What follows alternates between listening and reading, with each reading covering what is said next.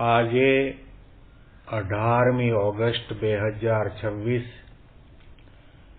મંગળવારના દિવસે આજના ચિંતનમાં તમામ સંતો હરિભક્તોને મારા સાષ્ટાંગ પ્રણામ. જય સ્વામિનારાયણ. આજનું ચિંતન નંદ સંતોના કીર્તનો, મર્મ અને રહસ્ય. હરિભજતા સુખ હોય, સમજ મન હરિભજતા સુખ હોય. હરિ સમરણ બિન મૂઢ અજ્ઞાની, ઉમર દીની ખોય સમજ મન હરિભજતા સુખ હોય.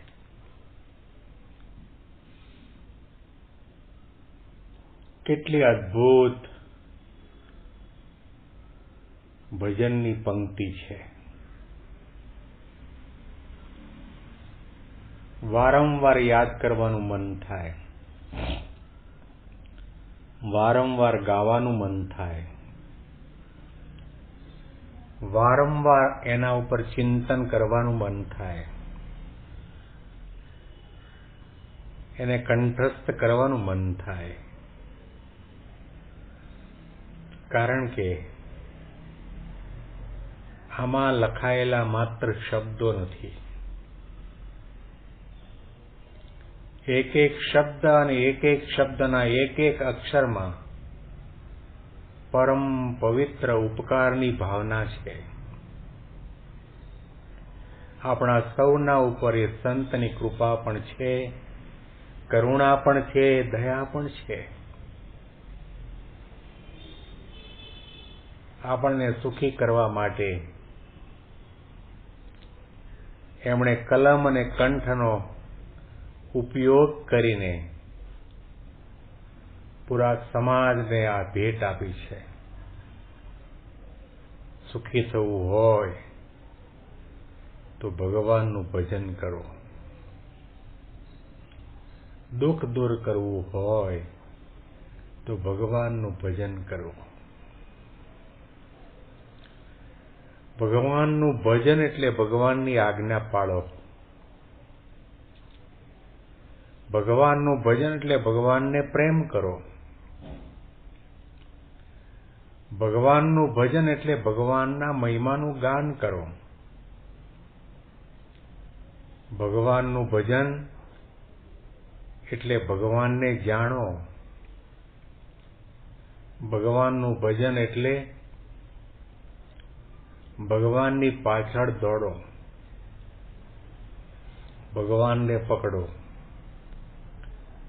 ભગવાનની માનસી કરો, ભગવાનનું ધ્યાન કરો,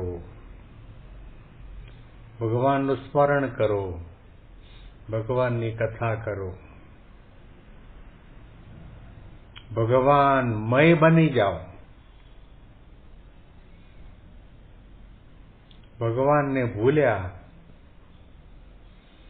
અને પછી શરીર ઉપર કદાચ ભગવા કપડાં હોય, શિખા સૂત્ર ધારણ કર્યા હોય,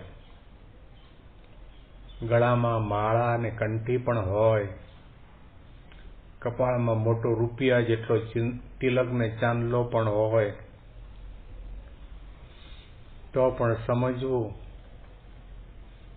કે તમે ઘણું બધું ગુમાવી રહ્યા છો. જે કરવાનું છે તે ન થાય અને ન કરવાની ક્રિયા થાય, ન વિચારવાનું થાય, ન જોવાનું જોવાય, ન ખાવાનું ખવાય, ન સાંભળવાનું સંભળાય. એટલા માટે આપણે હંમેશા માટે એક કીર્તનની પંક્તિ સાંભળતા આવ્યા છીએ. સુમિરન કર લે मेरे मना तेरी, बीती उमर हरि नाम बिना. सुमिरन कर ले તે સુમિરન કર લે मेरे मना तेरी बीती उमर हरि नाम बिना देह नैन बिन रैन चंद्र बिना धरती मेह बिना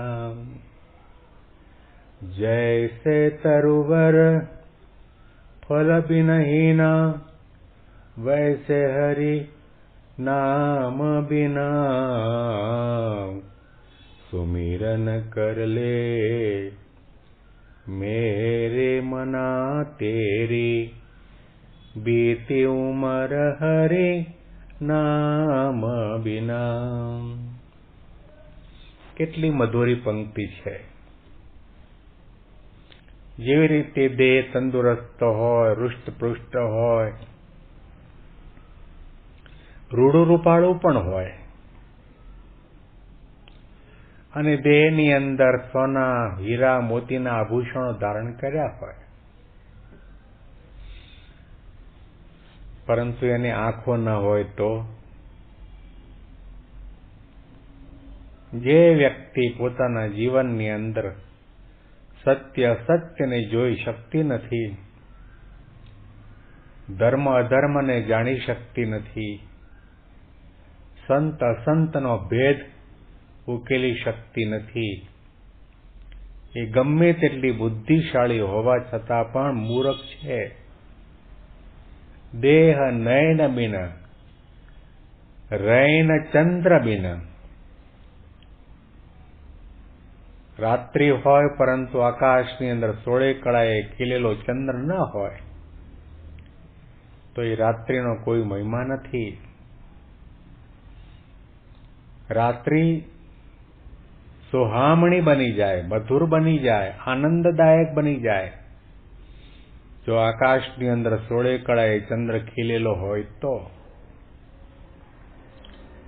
દેહ નયન બિન રૈન ચંદ્ર બિન ધરતી મેઘ બિના ધરતીમાં મોટા મોટા મકાનો હોય, રોડ રસ્તાઓ હોય, લાઈટો હોય, રસ્તા શણગારેલા હોય, પરંતુ એ ધરતી ઉપર જો મેઘરાજાની વર્ષા થતી ન હોય તો એ ધરતી સૂકી ભટ્ટ છે। ઘણાના જીવનની ધરતી દુકાળની અંદર ફાટી ગયેલી ધરતી જેવી હોય છે। ધરતી મેઘ બીના જૈસે તરુવર ફલ બિનહીના। આંબાનું વૃક્ષ હોય, પપૈયાનું વૃક્ષ હોય, ઘણા સારામાં સારા વૃક્ષો હોય, પરંતુ એમાં જો ફળ ન આવતા હોય તો પછી એ વૃક્ષની કોઈ કિંમત નથી। એવી રીતે જે વ્યક્તિના જીવનની અંદર ભગવાનનું પ્રાધાન્ય નથી, જે ભગવાનને યાદ નથી કરતો, ભગવાનને ભૂલી ગયો છે, ભગવાનને નથી માનતો, ભગવાનની સત્તાને સ્વીકારતો નથી, કરતા હર્તાપણાને માનતો નથી, સર્વોપરીપણાને માનતો નથી, સદા દિવ્ય સાકારપણાને માનતો નથી, ભગવાનના પ્રગટપણાને નથી માનતો, ભગવાનના સિદ્ધાંત અને ઉપાસનાને નથી માનતો, એનું જીવન વ્યર્થ છે। એટલા માટે બ્રહ્માનંદ સ્વામી આપણને સમજાવે છે કે સુમિરન બિન હરિ સુમિરન બિન દેહ, ભગવાનનું સ્મરણ કર્યા વગરનું એ મૂઢ, એ અજ્ઞાની, આ તારી એક એક પળ લાખની જાય છે। ઉમર દેની ખોય સમજ મન હરિ ભજતા સુખ હોય। ભગવાને ઘણાને ઘણી લાંબી આયુષ્ય આપી હોય, જિંદગી આપી હોય, પરંતુ જીવંતોપી મૃતાહા, એવા માણસો જીવતા હોવા છતાં પણ મરેલા છે। સંતો એટલા માટે ઘણી વખત રમૂજમાં વાત કરતા હોય, ઘણા ભારતના એવા પ્રદેશો છે કે જ્યાં આગળ માણસનું મૃત્યુ થાય અને એને સ્મશાનમાં લઈ જવામાં આવે, નનામી નીકળે, તો યાત્રામાં જોડાયેલા તમામ લોકો રામ બોલો ભાઈ રામ, રામ બોલો ભાઈ રામ, રામ બોલો ભાઈ રામ આવી પ્રકારના શબ્દ બોલે. 5, 50, 100 માણસો હોય, બધા રામ બોલો ભાઈ રામ બોલે,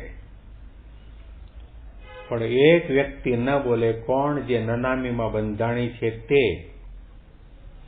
2 જણાએ 4 જણાએ નનામી ઉઠાવી હોય અને એમાં બંધાયેલી નનામીમાં પેલો માણસ હોય એનું માથું પણ હલતું હોય.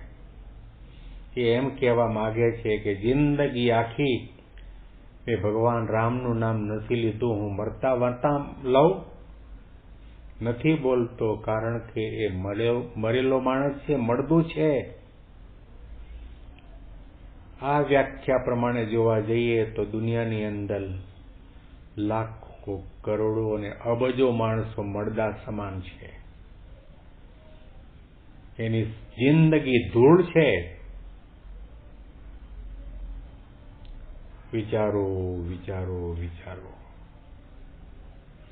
ભગવાનનું ભજન કરવા માટે, ભક્તિ કરવા માટે, જીવનને ધન્ય બનાવવા માટે, ભગવાનને રાજી કરવા માટે, ભગવાનના થવા માટે, ભગવાનને પોતાના કરવા માટે ભગવાને આપણને માનવતન આપ્યું છે. આ પંક્તિના અનુસંધાનમાં વિશેષ ચિંતન આપણે આવતીકાલે સાંભળીશું. બેંગ્લોરથી પ્રેમ શાસ્ત્રીના સાષ્ટાંગ પ્રણામ. જય સ્વામિનારાયણ.